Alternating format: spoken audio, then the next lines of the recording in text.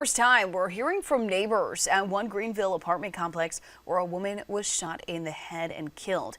Now, the Greenville Police Department says that they found 42-year-old Andrina Natasha Smith shot in the head yesterday. This is the Berkeley Point Apartments on Wenwood Road. We spoke with those living in the complex who knew the victim. They say she was very nice and they never actually saw this coming. My brother, he had called my friend and told her that what happened and everything, and she told me, and then when we got here, it was like cops everywhere, a whole bunch of cars, like the parking lot was full. It never been full before, and investigators and everybody else kept coming, and they were trying to figure this thing out. This right there is a mother and her son, laughing, playing, celebrating each other. That is Andrina Natasha Smith, a 42-year-old woman from Greenville, South Carolina, a single mother, a healthcare worker of 19 years, a woman her entire community loved, and that son she was laughing with in that clip. 14 days later, he walked into her bedroom and shot her in the head. Now, before you click away, I need you to stay with me on this one, because this story is not just about what happened. It is about everything that led up to it. It is about a woman who gave her whole life to someone who was supposed to love her back. It is about a community that saw warning signs and did not know what to do with them. And it is about a question that every parent watching this needs to sit with. How do you protect yourself from the one person you never thought you needed protecting from? Welcome to Unseen Stories. Drop a comment right now and tell me where you are watching from. And if you are new here, subscribe, because we do not take these stories lightly on this channel. Every case we cover with the full weight it deserves. Hit that notification bell so you never miss when we drop a new story. Now let us get into it. Greenville, South Carolina. If you have never been, it is the kind of city that makes you feel safe. Parks, gardens, waterfalls, a family-friendly atmosphere that makes people feel comfortable raising their children there. The kind of place where neighbors know each other, where people look out for each other, where a quiet Friday afternoon at a residential complex is just a quiet Friday afternoon, until it is not. May 3rd, 2024. Berkeley Point Apartments on Wenwood Road. A Friday afternoon that started like any other day in that complex. People going about their lives. Doors opening and closing. The ordinary rhythm of a neighborhood at rest. And then the call came in. Police rushed to Berkeley Point Apartments. When officers entered the unit, they found 42-year-old Andrina Natasha Smith in her bedroom. Single gunshot wound to the head. The Greenville County coroner arrived and declared her dead at 1:38 in the afternoon. 1:38 p.m. on a Friday. And outside that apartment, the scene looked like nothing those neighbors had ever witnessed before. One neighbor described it exactly like this. This my brother, he had called my friend and told her that what happened and everything. And she told me, and then when we got here was like cops everywhere, a whole bunch of cars. Like the parking lots was full. It never been full before. And investigators and everybody else kept coming and they was trying to figure this thing out. Never been full before. In a quiet residential complex on a regular Friday afternoon, suddenly packed with police vehicles, investigators, emergency responders, yellow tape closing off the building. Neighbors stepping outside trying to understand what they were looking at. And then the information came out that stopped every single person cold. The suspect was not a stranger. There was no forced entry. There was no unknown person who had come in from outside. The person arrested for the murder of Andrina Natasha Smith was Nigelan Smith, 19 years old, her son. Now I want to pause here for a moment, because when something like this comes out, the first thing people do is ask, how? How does something like this happen? How does a son do this to his own mother? And that is the right question to ask. But to answer it honestly, we have to go back. We have to understand who Andrina was. We have to understand who Nigelan was. And we have to walk through everything that built up inside that household long before May 3rd ever arrived. So let us start with the woman. Andrina Natasha Smith was born on July 5, 1981, right there in Greenville, South Carolina. She grew up surrounded by her siblings in a close-knit family. Her parents were James Smith and Mary Ann Owens. She had a sister named Tunisia and two brothers, James and Carlos. Family was everything to Andrina. It was the foundation she was built on and the foundation she tried to build for her own children. Now everyone who knew Andrina described her the same exact way. Loving, passionate, sociable. She treated everyone like family before they had even earned it. That was just who she was. Her community called her Plain Jane. And I want to be clear about what that meant, because it was not a criticism. It was the highest compliment they knew how to give her. It meant she did not need flash. She did not need pretense. She was exactly who she appeared to be. What you saw was what you got. And what you got was genuine. Now Andrina had an aunt named Felicia Arnold. And here is something that tells you everything about the kind of family Andrina came from. Felicia was only 9 years and 35 days older than Andrina. 9 years. That is barely a gap. But Felicia took that role seriously from the very beginning. She started babysitting Andrina when Andrina was just 3 months old. Felicia herself was not even 10 years old yet. And the bond they built from that point lasted for the rest of Andrina's life. Felicia wrote about her after she was gone. And she said it like this: "I remember when your mom brought you home from the hospital. I was so excited to see you. I started babysitting you when you were 3 months old. I wasn't even 10 yet, but I enjoyed every minute of it. You were so cute. I called you my Cabbage Patch. I remember when you were in school and used to get a referral. I had mastered how to sign them so you wouldn't get in trouble. When you got up to some age, we started partying together from the Romans, Johnny's, Hayward's, Club 7, 327, etc. I'm going to miss not seeing you or hearing your voice.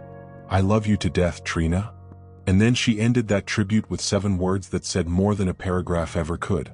"In the process of self-healing, I've been broken again." 7 words. And every single one of them carries weight. Now Andrina also had a best friend she met in the 6th grade at Hughes Middle School in 1993. Over 30 years of friendship. The kind of bond that does not get built overnight, it gets built through decades of real life. Through hard times and good times and all the ordinary in-between moments that make up a whole life. And after Andrina was gone, her friend wrote about her. And she did not hold anything back. "My writer since 1993, 30 plus years. Even though we had to grow up and be mothers, that still didn't separate us because we raised our kids as cousins. I have so many memories. I'm so hurt and I've been trying to accept this all day. I haven't even told my mama yet because I don't want her to feel the pain I feel. I remember my mama always saying, 'Trina, you should have been my child.' We both shaped alike. Skinny legs and a flat behind. My ma's exact words. And you would always say, 'But we going to shake it?' And y'all start dancing. Couldn't tell y'all that y'all didn't have big old behinds. I loved being around you cause we would go out. You would live real life, dance all night with no care in the world. Being in the 6th grade at Hughes for 2 weeks, you was the first to ever wanted to be my friend. We rode that white Toyota to death, putting pepper in the radiator and all. From shoplifting together to getting our first jobs together to thinking we was grown when you got your first apartment, and not to mention getting pregnant around the same age and didn't want to tell nobody. Even though we didn't hang out like we did back in the day, we made sure our kids had a bond, an unbreakable bond like the one we had.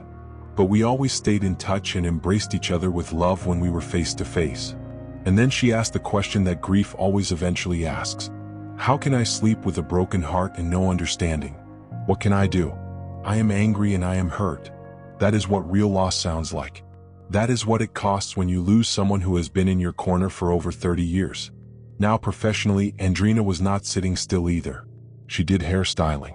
And she worked in healthcare at Prisma Health for 19 years. 19 years at one job. While raising her children. While being a single mother from day one. While being a friend, a niece, a neighbor, a fixture in her community. That woman was not coasting through life. She was building something every single day. And the center of everything she was building was her family. At 23 years old, Andrina became a mother for the first time. She welcomed Nigelan into the world. From that very first day, she was doing it alone. No co-parent sharing the weight. No backup when things got hard. Just her, working, providing, showing up every single day for a child she loved completely. Later, Andrina had a daughter. Her family was complete. Her circle of love was full. And everything she did, every job she worked, every sacrifice she made, every sleepless night she pushed through, was for those 2 children. Now let us talk about Nigelan. Because this story cannot be told honestly without looking at who he was and how he got to where he ended up. In his early years, Nigelan was described as having inherited his mother's sweet and playful nature. Mother and son shared a close bond during his childhood. People who knew the family saw it. A mother and her firstborn, connected, close, building a life together in that Greenville apartment. But as Nigelan moved into his teenage years, something shifted. He started getting into trouble. He was caught stealing cars. He had multiple run-ins with law enforcement before he was even an adult. And the conflict between him and Andrina, the woman who had given up so much to give him everything, grew worse with each passing year. But here is what you need to understand about Andrina. She did not give up on him. Not when he got arrested. Not when he got into trouble again. Not when the pattern started becoming impossible to ignore. She kept pushing. She kept motivating. She kept believing that the son she had raised was still in there somewhere and that he could turn things around. She wanted him to finish high school. She wanted him to build something real for himself. And in 2023, he did graduate. And Andrina celebrated that moment with everything she had. She was proud in the way only a mother who has fought for her child can be proud. The community saw it. Her joy was visible and real. For a brief moment, it genuinely looked like things were finally moving in a better direction. It was not a turning point. It was a pause. After graduation, the tension came back harder than before. Nigelan had no job, no productive direction, no structure. Reportedly, evidence from the case suggests possible drug use that may have been affecting his behavior and his judgment. The conflict between him and his mother over his choices and his future was ongoing. It was escalating. And Andrina was still trying, still pushing. Still holding the line between loving her son and raising a man who could survive in the world without her. But Nigelan was not receiving it that way. He was resisting her at every turn. Now let us be honest about something. A 19-year-old brain is still developing. Science tells us that the part of the brain responsible for impulse control and understanding long-term consequences is not fully formed until the mid-20s. That is not an excuse. It is a fact. And it is a fact that matters when we try to understand how a young person can make a decision this permanent without fully processing what permanent actually means. But here is what the evidence in this case points toward. This was not a sudden explosion of emotion. This was not a single uncontrollable moment. According to police warrants, Nigelan went into his mother's bedroom that afternoon. He accosted her. He assaulted her. And then he did not stop there. He left. He retrieved a handgun. And he came back. He retrieved a handgun. That detail changes everything about how we understand what happened in that room. Because that is not one unbroken moment of rage. That is a sequence. That is a decision made, acted on, interrupted, and then made again. Now the forensic picture of that bedroom adds even more weight to what the evidence already shows. Andrina sustained a single gunshot wound to the head. When investigators examined her body, they found no defensive wounds. None. No raised hands. No turned body. No attempt to shield herself. The absence of defensive wounds tells investigators, and tells us, one of two things. Either she did not see it coming in time to react, or she was in a state of rest when it happened and never had the chance. In her own bedroom. In the place that was supposed to be the safest room in her home. With her own son standing over her. There was no forced entry into that apartment. Which means Andrina had no reason to believe she was in danger. He was her son. She had raised him for 19 years. She had worked multiple jobs to keep that roof over both of their heads. She had stood by him through every arrest, every mistake, every moment where another person might have walked away. And she never saw it coming. After the shooting, Nigelan fled the scene. But he did not flee far. He did not cross state lines. He did not make any real effort to disappear. He was arrested the same day. The same afternoon that Andrina was found.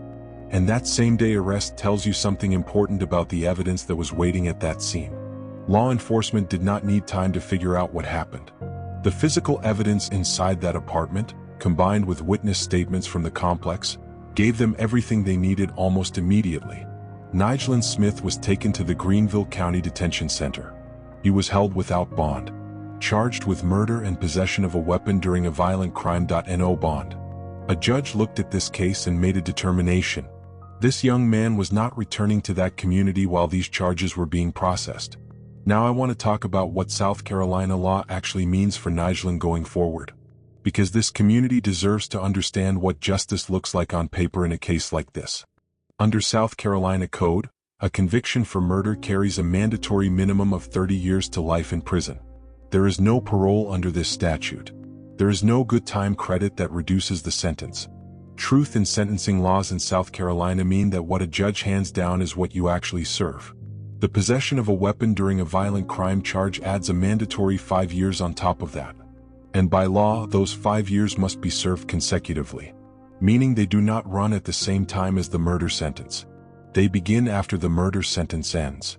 Nigelan Smith is 19 years old. If convicted on both charges, he will not walk out of a prison as a free man until he is at minimum 54 years old. Every year of his 20s, every year of his 30s, every year of his 40s, gone. Surrendered in one afternoon. And Andrina is still gone too. That is the part that no sentence changes. No courtroom outcome brings her back to her daughter. No conviction fills the empty seat at the family table. No ruling gives Marianne Owens her child back. Justice in a case like this is necessary, but it is not enough. It cannot be enough, because the loss is permanent in a way that no legal proceeding can address. Now, I said earlier that this community needs to talk about something that does not get enough attention. And this is the moment where we have that conversation. Because after Andrina's story became public, something happened in the community that cannot be ignored. While most people responded with grief and outrage, there were voices that expressed support for Nigelan, sympathy for him, understanding for his position, and that created division. One person responded to those voices with words that a lot of people in this community were already feeling. This commentary is infuriating. A 19-year-old killed his mother as she was possibly sleeping in her room. There are no excuses for his behavior. The youth are out of control and need to be held accountable. If Nigelan was so miserable living with his mother, he should have left the home for good. Now his sister is left without her mother and sole provider because of his immaturity. His behavior was inexcusable and he should be held to the fullest extent of the law. And that is the truth of it. Because here is what no amount of sympathy for Nigelan changes. Andrina's daughter is now without her mother and without her brother. In one afternoon, her immediate family structure, gone. Her grandmother Marianne Owens lost a child and lost a grandchild to the state in the same moment. That is a specific kind of grief that does not have a proper name. Compounded loss. Layered trauma. A family trying to hold together after being hit from the inside. How does a family even begin to find stable ground after something like that? Now let us have the real conversation about what builds to a moment like this.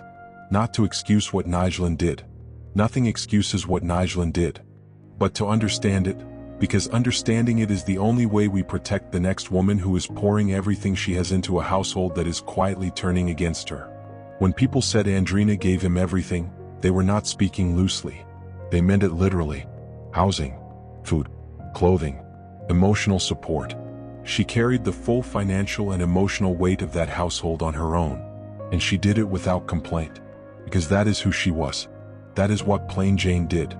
Now in a healthy household, that level of provision from a parent transitions naturally over time into a child's growing sense of gratitude and personal responsibility. The child begins to understand what it costs. They begin to see their parent as a human being who is choosing to sacrifice, not a machine that is required to produce. But when that transition does not happen, when a young person grows up receiving everything without ever being taught the value of the person providing it, something else develops in its place. Dependency becomes expectation. Expectation becomes entitlement. And entitlement is where things get dangerous. Because to an entitled mind, a parent who sets a boundary is not offering guidance. They are withholding what belongs to you. A mother who says you need to get a job, you need to contribute, you need to take responsibility for your own life. That mother is no longer a person making a reasonable request. She is a threat to what you believe is rightfully yours. And when someone with that mindset also has a documented history of criminal behavior, possible substance use clouding their judgment, and access to a weapon, the combination becomes lethal. Now here is something this community needs to hear directly. The warning signs in this case were not hidden. They were documented. They had a paper trail with law enforcement going back years before May 3, 2024.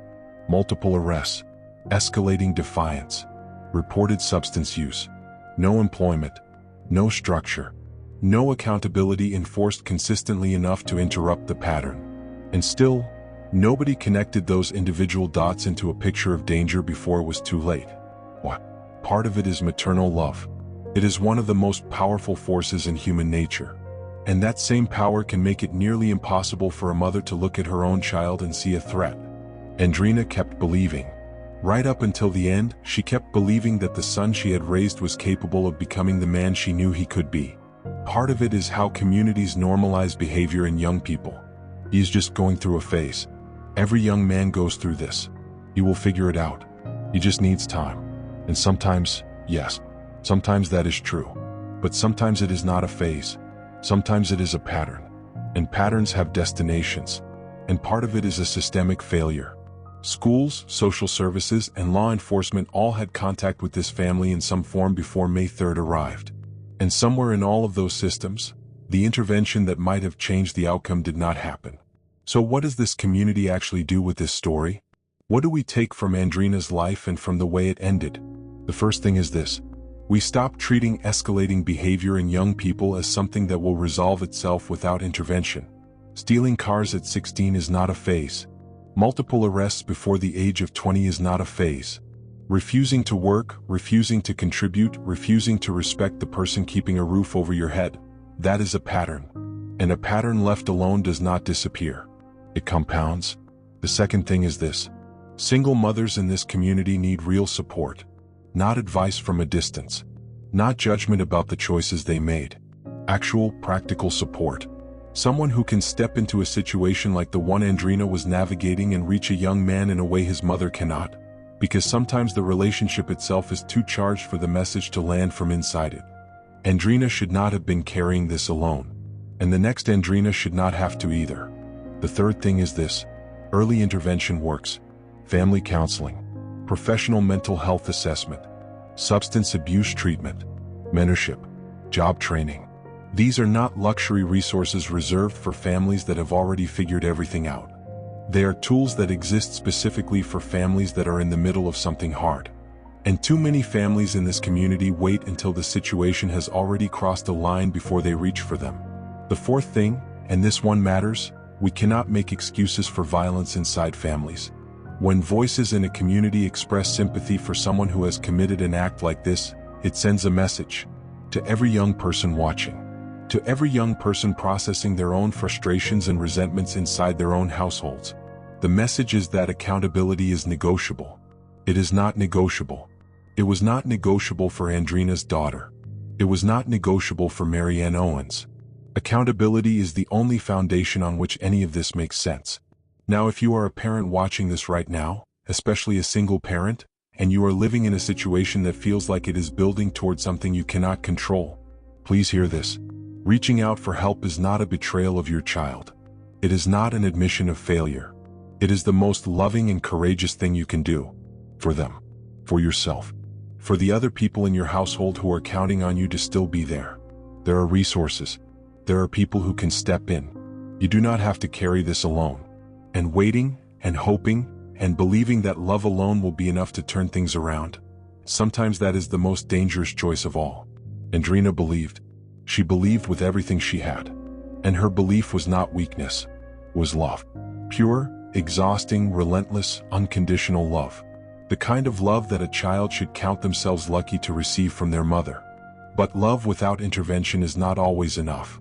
And this community needs to be honest about that.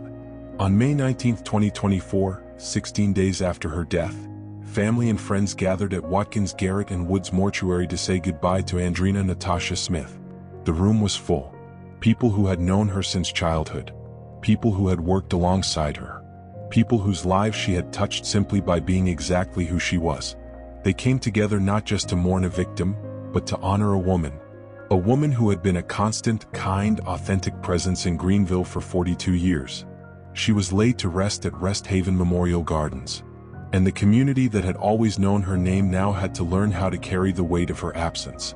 Now, before we close this out, I want to come back to that audio clip one more time. Do it for your birthday. Oh, drink that. Oh, now you didn't pour that Bel Air out, did you? No, it went back in my nose. Oh, you supposed to drink all that? That was 14 days before she died. 14 days before that bedroom became a crime scene. 14 days before that apartment complex parking lot was packed with police cars. 14 days before Felicia Arnold had to write the words, "In the process of self-healing, I've been broken again." Andrina was laughing. She was celebrating her son. She had no idea what was coming. And that might be the most painful part of all of this, because that is who she was right up until the end. A mother, fully present, fully invested, fully loving the child she had poured 19 years of her life into. Andrina Natasha Smith deserved to grow old. She deserved to watch her daughter build a life. She deserved to dance with her best friend of 30 years for 30 more years. She deserved to sit at family gatherings and be called my Cabbage Patch by Felicia for decades to come. She deserved to see what Greenville looked like from the other side of all the hard years she put in. She deserved so much more than what she got on May 3, 2024. And her story, the full weight of it, should not be reduced to a headline or a statistic or a true crime thumbnail. It should be remembered. It should be studied. It should be used to protect the next woman who is sitting in her home right now, giving everything she has, hoping it is enough. Because that next woman is real. She is in this community. She is possibly watching this right now. And we owe it to Andrina to make sure her story means something going forward. If this story stayed with you, share it. Not for numbers. Share it because somewhere in your circle is a family that needs to see this. A parent who needs to feel less alone. A young person who needs to understand what is actually at stake before they make a decision that cannot be undone. Subscribe to Unseen Stories if you are not already with us. Drop a comment and tell me what hit you hardest about Andrina's story. What do you think this community could have done differently? What does this make you think about your own family and the people around you? Let us have that conversation in the comments, because that is what this channel is for. These stories, these people, these lessons that are too important to leave buried in a headline. Rest in peace, Andrina Natasha Smith. Born July 5, 1981. Taken May 3, 2024. You were loved. You were real. You were enough.